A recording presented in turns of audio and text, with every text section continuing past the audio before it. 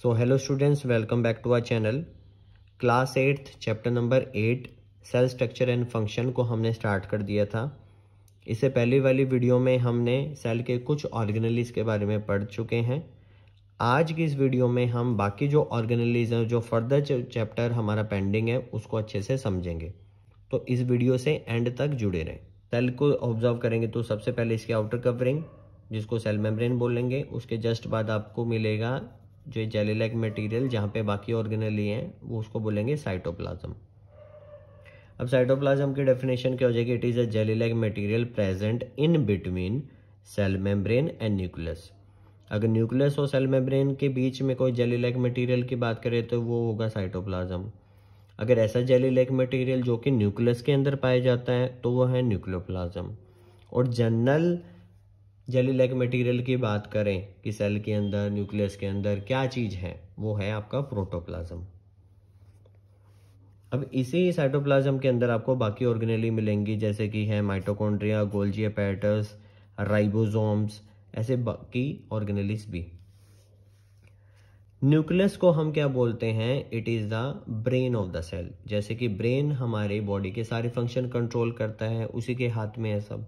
इसी तरह जो लिविंग ऑर्गेनिज्म के जो सेल्स हैं, उनके पास न्यूक्लियस जरूर मिलेगा ताकि वो फंक्शंस को कंट्रोल कर पाए।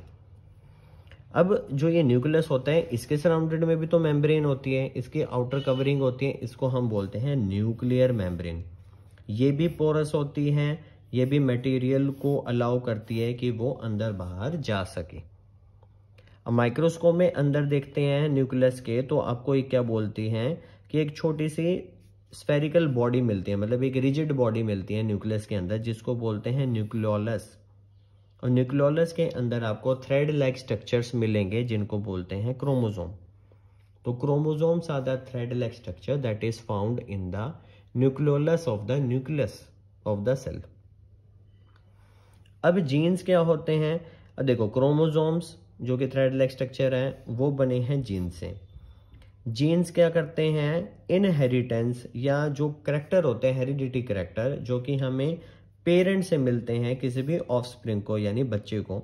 ऐसे जो करेक्टर्स होते हैं, जैसे आई का कलर है, हेयर टेक्सचर है, ऐसी जो करेक्टर्स हैं, उनको हम हेरिडिटी करेक्टर्स बोलते हैं, और वो मिलते हैं हमें जीन से। और जीन्स मिलके क्या बनाते हैं? क्रोमोसोम। और क्रोमोसोम पाए जाते हैं न्यूक्लियोलस ऑफ द न्यूक्लियस।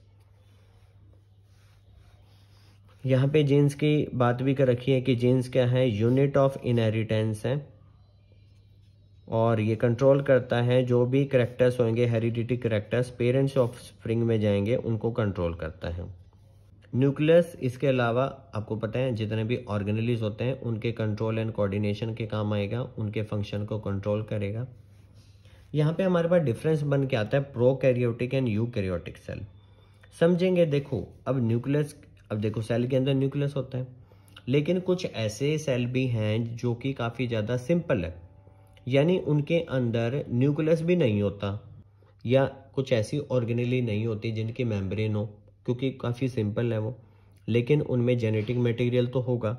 तो बात करेंगे prokaryotic cells are those cells in which nucleus is absent, which have a cell membrane that do not exist.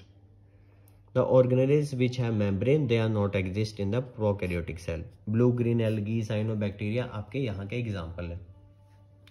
Eukaryotic cell में आपके पास आएगा the cells which have well defined cell membrane, well defined nuclear membrane, well defined organelles with the membrane. ठीक है, यानी उन सभी organelles के बाद आपको मेम्ब्रेन जरूर मिलेगी। यूकैरियोटिक सेल ऐसे सेल के एग्जाम्पल हैं। आपके पास एग्जाम्पल मिलेगा यूकैरियोटिक में प्लांट और एनिमल सेल, काफ़ी सिंपल। अब बात करते हैं आपके पास कि फूड वैक्यूल क्या होता है। सबसे पहले क्वेश्चन आएगा, फूड वैक्यूल का अनदर नेम है, इसको बोला जाता है food storage of the cell. जो भी मटेरियल अंदर आएगा जो कि खाने का होगा, वो जो न्यूट्रिएंट्स होंगे वो कहाँ मिलेंगे आपको? Vacuole of the cell.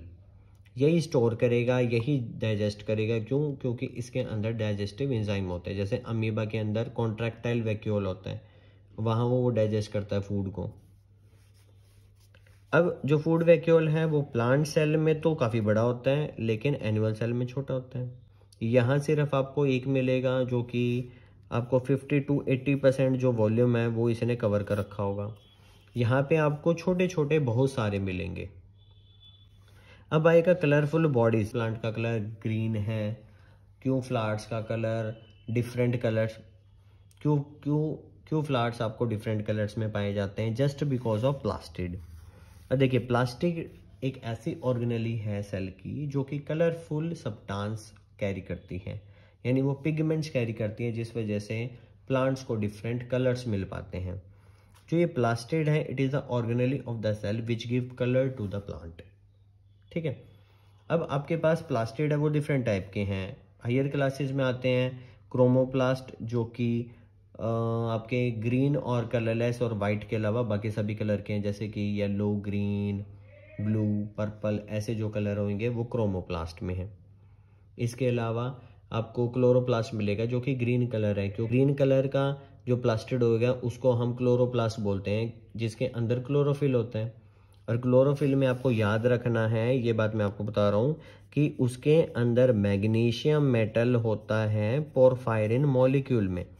अब पोरफायरिन एक सुप्रा मॉलिक्यूल है जिसके सेंटर में मैग्नीशियम है, यार इसी मैग्नीशियम के प्रेजेंस की वजह से क्लोरोफिल का कलर ग्रीन है। ये आपको सिर्फ रिसर्च में बताई जाती है, रिसर्च में भी आपको खुद रिसर्च पेपर से आपको पता चल सकती है, ये किसी बुक में गिवन नहीं है।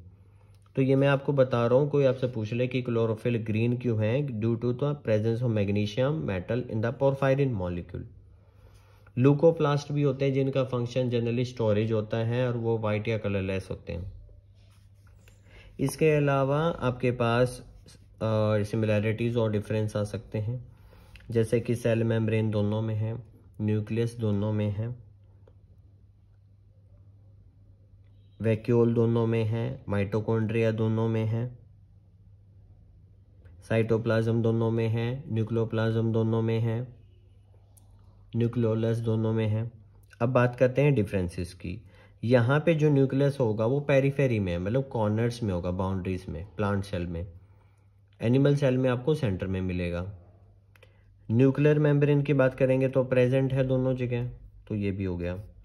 साइटोप्लाज्म प्रेजेंट है। अब देखिए प्लास्टिड आपको सिर्फ कलरफुल बॉडीज यानी प्लांट सेल में ही मिलेगा। क्रोमोप्लास्ट, क्लोरोप्लास्ट की वजह से तो प्लांट अपना फोटोसिंथेसिस कर पाता है। एनिमल सेल में वो एब्सेंट होता है। फूड वैक्यूल यहाँ पे 50 to 60% तक कैरी करता है, यानी इतना बड़ा साइज का है और एक ही है। यहाँ पे आपको छोटे छोटे फूड वैक्यूल मिलेंगे, एक से ज़्यादा। अब जैसे कुछ क्वेश्चंस आते हैं, किचन ऑफ द सेल क्या होता है? क्लोरोप्लास्ट।